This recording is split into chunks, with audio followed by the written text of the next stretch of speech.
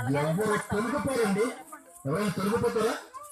చిన్ననాటి నుండి ప్రభు యేసు గారి మాటలు వాళ్ళకి నూరు పోస్తే పెద్ద దిగిన తర్వాత అసలు తప్పు చేయడానికి అవకాశమే ఉండదండి. ప్రియమైన వాళ్ళ అవకాశమే ఉండదు. ద్వితీయోపదేశ కాండము 6వ అధ్యాయము 6వ వచనం. నేడు నేను నీకు ఆజ్ఞాపించి ఈ మాటలు నీ హృదయములో ఉండవలెను. నీ హృదయములో ఉండవలెను. ఎలా ఉండవలను? ఏ విధంగా ఉండవలను? ఏ రీతిగా ఉండవలను? ఎప్పుడు ఉండవలను? ఒక గంట మాత్రమే ఉండవలనా? ఒక గంట ప్రసంగం అయిపోయిన దాకానే ఉండవలనా? లేకపోతే ఒక అరగంట ప్రార్థన చేస్తే కుటుంబం అంతా అరగంట ప్రార్థన చేస్తే అరగంట సేపైనా నీ హృదయంలో ఉండాలి? కాదు ప్రియమైన వాళ్ళ. ఎప్పటిదాకా ఉండాలంటున్నాడైనా? మరణించేంత వరకు. నీ ఊపిరి ఆగిపోయినంత వరకు నా మాటలు నీ హృదయంలో ఉండాలి. ఊపిరి ఆగిపోయినంత వరకు. ఊపిరిచ్చింది ఎవరు? దేవుడు. అలాంటి దేవుడి మాటలు ఎప్పటి వరకు ఉండాలో తెలుసా? మరణించేంత వరకు. ఆయన తీసుకున్నంత వరకు ఆయన మాటలు మన హృదయంలో ఉండిపోవాలండి. అలా ఉండిపోవాలంటే ఏం చెప్తున్నాడో తెలుసా? నీవు నీ కుమారులకు వాటిని అభ్యసింపచేసి దేవుని మాటలు అభ్యసింపచేసి అంటే నేర్పించమంటున్నాడు ఆయన. దేవుడు ఏమంటున్నాడు? నేర్పించమంటున్నాడు. ఏమి నేర్పించాలి? ఎలా నేర్పించాలి? ఎప్పుడు నేర్పించాలి? ఏమి నేర్పించాలి? ఎలా నేర్పించాలి? ఎప్పుడు నేర్పించాలి? చెప్తున్నాడు చూడండి. చాలా ఆశ్చర్యం కలుగుతుందండి. చదవమ్మా. నీ ఇంట కూర్చున్నప్పుడును నీ ఇంటిలో కూర్చున్నప్పుడు చెప్పాలి నా మాటలు. త్రోవన నడుచున్నప్పుడును నీ ఇంటిలో కూర్చున్నప్పుడు చెప్పాలి నా మాటలు. త్రోవన నడుచున్నప్పుడు త్రోవన వెళ్ళేటప్పుడు కూడా చెప్పాలి. త్రోవన వెళ్ళేటప్పుడు చంట బిడ్డని నీ కొడుకుని నీ కూతుర్ని వెంట పట్టుకుని ఊరుకు వెళ్ళిపోయినప్పుడు నా మాటలు అర్థమవుతుంది కదా? నీ బిడ్డని నీ చేతులు పట్టుకుని కూడా నడిపించుకుని వెళ్తావు కదా. ఆ వెళ్ళేటప్పుడు పనికిరాని మాటలు చెప్పకూడదు. పనికిరాని మాటలు చెప్పకూడదు. ఏ మాటలు చెప్పాలంటున్నాడు ఆయన? దేవుని గురించిన మాటలు చెప్పాలి. నువ్వు త్రోవన వెళ్ళేటప్పుడు కూడా చెప్పాలి. ఏ మాటలు చెప్పాలంటున్నాడు ఆయన? దేవుని గురించిన మాటలు. దేవుని గురించిన సంభాషణ మాటలు కొడుకైనా కూతురికైనా ఆ మాటలు చెప్పగలిగితే ప్రేమ దేవుని వల్ల ఈ రోజుని వ్యవస్థ ఏమైపోతుంది అనుకుంటున్నారు? వ్యవస్థ ఏమైపోతుందండి? చెడిపోతుంది ప్రేమ దేవుని వల్ల. లవ్వంటున్నారు, లవ్వెనకాల పువ్వంటున్నారు, మోజంటున్నారు, అదంటున్నారు, ఇదంటున్నారు ప్రేమ దేవుని వల్ల. తల్లిదండ్రులను కూడా చక్కగా 24 సంవత్సరాలైనా 18 సంవత్సరాలైనా చిన్ననాటి నుండి ఎంత చక్కగా పెంచుతారండి. నిజంగానే ఎంత చక్కగా పెంచుతారండి. వాళ్ళకి చిన్న దగ్గు వచ్చినా తట్టుకోలేరండి తల్లిదండ్రులను. చిన్న బాధ వచ్చినా కూడా తట్టుకోలేరండి. వెంటనే డాక్టర్లు తీసుకొచ్చి ఎలా నడిపించాలి, ఎలా చూపించాలి, ఎలా వైద్యం నడిపించాలని తల్లడెళ్ళిపోతారండి. ఆ తల్లిదండ్రులు తల్లడెళ్ళిపోతారండి. అలాంటి తల్లిదండ్రులు ప్రేమను వాళ్ళ 9 నెలలు కన్ని పెంచి పోషించి 9 నెలల పాటు ఎంత కష్టపడుతుందండి ఆ తల్లి. ఎంత కష్టపడుతుంది? అంత ఇంత కాదండి ప్రేమల వల్ల. ఎంత కష్టపడుతుందో. ఆ 9 నెలలు నిండిన తర్వాత ఆ నొప్పికి ఎంత బాధపడుతుందో తెలుసండి. నొప్పులు వచ్చేటప్పుడు ఆ తల్లి ఆ వేదన చూస్తానండి. నిజంగానండి ఊహించలేం ప్రేమల వల్ల. తట్టుకోలేమాట. అలాంటి నొప్పిలో నుంచి బిడ్డను బయటకు తీసేటప్పుడు ఆ బిడ్డను చూసి మురిసిపోతుంది ఆ తల్లి, ఆ తండ్రి. బిడ్డను చూసిన తర్వాత వెంటనే మురిసిపోతుంది. అదే బిడ్డ పెద్దదిగిన తర్వాత ఒకవేళ తల్లి తండ్రులకి కానీ అడ్డం తిరిగితే పరిస్థితి ఎలా ఉంటుంది? వయసు వచ్చిన తర్వాత అదే బిడ్డ అడ్డం తిరిగితే ఎలా ఉంటుంది? ఎలా ఉంటుందండి? ఎంత బాధ ఉంటుందండి? నిన్ను కన్నాను, పెంచాను, పెద్ద చేశాను, గొప్పవాడిగా చేస్తే ఏంటో నాకు ఇచ్చిన విలువ, ఏంటో నాకు ఇచ్చిన విలువ. ఒక మాట అంటారండి తల్లిదండ్రులు, ఏమంటారో తెలుసా? చిన్నప్పుడే నేను ఒడ్లు గింజేసి చంపేస్తే సరిపోండ్రు అని అంటారండి వాళ్ళు చేసిన తప్పులకి. ఎందుకంటే తల్లిదండ్రులు అంత కష్టపడతారండి. అంటే ఒక బిడ్డకి జన్మనిచ్చిన తర్వాత వాడు పెద్ద దిగిన తర్వాత వాడు అడ్డం తిరిగితే వాళ్ళ పడే ఆవేదన అలా ఉంటే, ఒక బిడ్డ కోసమే తల్లిదండ్రులకు అంత ఆవేదన ఉంటే, కోట్ల మంది పిల్లలు అడ్డం తిరిగితే దేవాతి దేవుడికి ఎలా ఉంటుందండి? ఒక బిడ్డకే మన కన్న పీగే తట్టుకోలేకపోతే ఆ దేవాతి దేవుడికి ఎలా ఉంటుంది? ఎంత ఆవేదన చెందుతాడు అండి కోట్ల మంది పిల్లలు.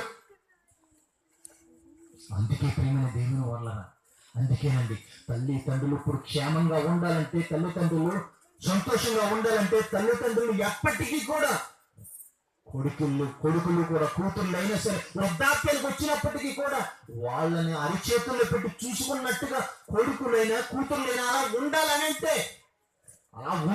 అలా చెయ్యాలనంటే, ఆ విధంగా నడవాలనంటే ముందు నా మాట ఎలా చెప్పాలో తెలుసా? త్రోవను నడిచేటప్పుడు ఎంత కూర్చున్నప్పుడు చెప్పాలి, పండుకునేటప్పుడును, ఎంత కూర్చున్నప్పుడు చెప్పాలి, త్రోవను నడిచేటప్పుడు చెప్పాలి, పడుకునేటప్పుడును. నెక్స్ట్ మళ్ళీ పడుకో పెడతావు కదా, పడుకుంటే ముందు ఏం చెప్పాలో తెలుసా? దేవుడు గొప్పవాడు రా, దేవుడు గొప్పవాడు. ఒకసారి ప్రార్థన చేసుకుని పడుకో. ఏమండి? సేమ్ అదే విధానం ఏ కుటుంబంలోనే జరుగుతుందో ఇప్పుడు మనకి, ఏ కుటుంబంలోనే జరుగుతుందో జరగాలి. జరిగితేనండి మన వృద్ధాప్యానికి వచ్చిన తర్వాత మన పిల్లలు ఉంటారే, మన పిల్లలు ఎప్పుడు కూడా మనల్ని విడిచిపోరండి. అలాంటి మాటలు చిన్నప్పుడు అందుకేనంటారు పెద్దలు ఒక సామెత మాట్లాడతారు. ఏంటంటారు? మొక్కప్పుడే దాన్ని వంచనంట.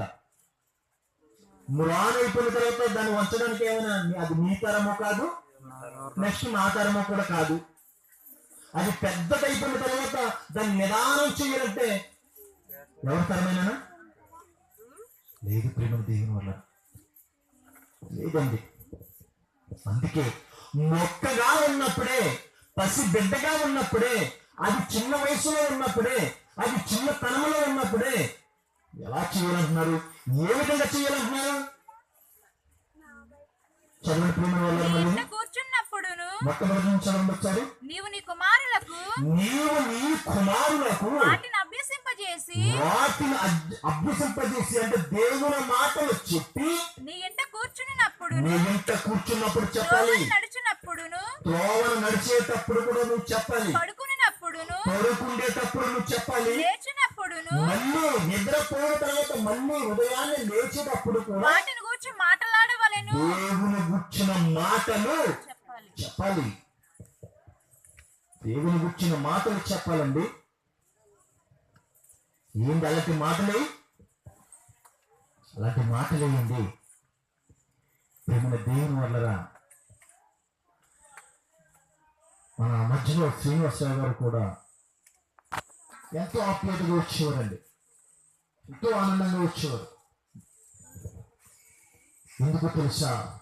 ఆవేదన, ఆత్మల ఆవేదన అంటే నేను చెప్పిన రోజే తప్పుకొని చెప్పని రోజు అనేది లేదండి. ఆయన దేవుని గుర్చిన వర్తమానం చెబితే, ఒకవేళ చెప్పిన తర్వాత వినగలిగితే మనకేమైనా ఆస్తులు వస్తాయండి? అంతస్తులు వస్తాయి? రావు. కానీ దేవునిలో యథార్థతను చూపించగలుగుతాడు, దేవునిలో నీతిగా ఉండగలుగుతాడు, దేవునిలో పరిశుద్ధతగా ఉండగలుగుతాడు ప్రేమ వల్ల. ఎందుకంటే ఇప్పటి వరకు లోకంలో తిరిగినవన్నీ కూడా పక్కన పెడతాడు. దేవుని ఉన్నతమైన లోకం కోసం ఎదురు చూస్తాడు.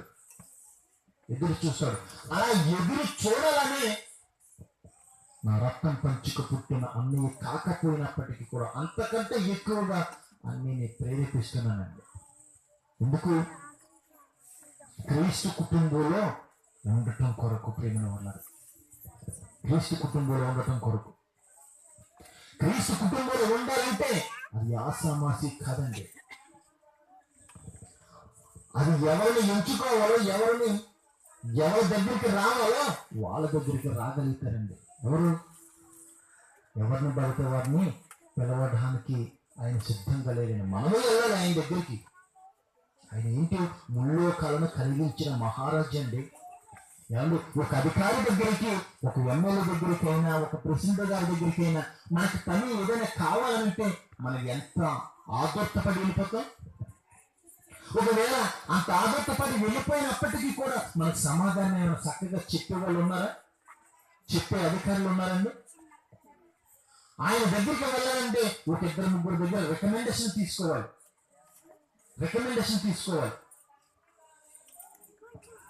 ఆ రికమెండేషన్ తీసుకున్న తర్వాత నీకు పని చెయ్యాలా చెయ్యకూడదు అనేది 4-3 సార్లు ఆలోచన చేయగలుగుతారు. మళ్ళీ అంటే ఒక పనికి జరగాలంటే,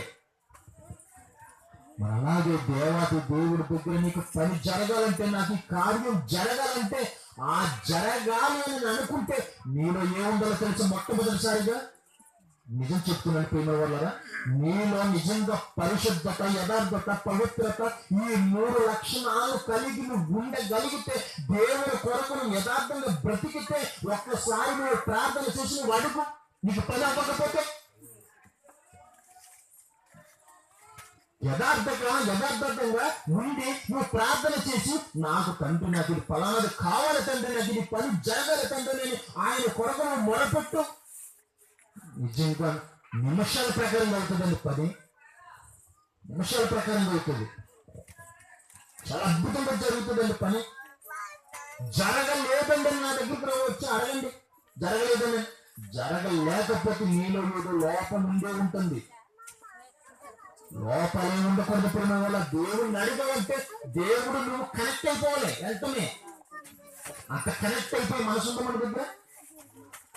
అంత కనెక్ట్ అయిపోయి మనసుందా? అంత దగ్గరగా ఉండే మనసుందా? ఉండాలి ప్రేమ దేవుని వల్ల, ఉండాలండి ప్రేమ దేవుని వల్లరా. మరి పిల్లల కోసం ఎందుకు అడగట్లేదు? పిల్లలు ఎందుకు కలగట్లేదు? చాలా మంది సమాధానం ఇదే అడుగుతూ ఉంటారండి.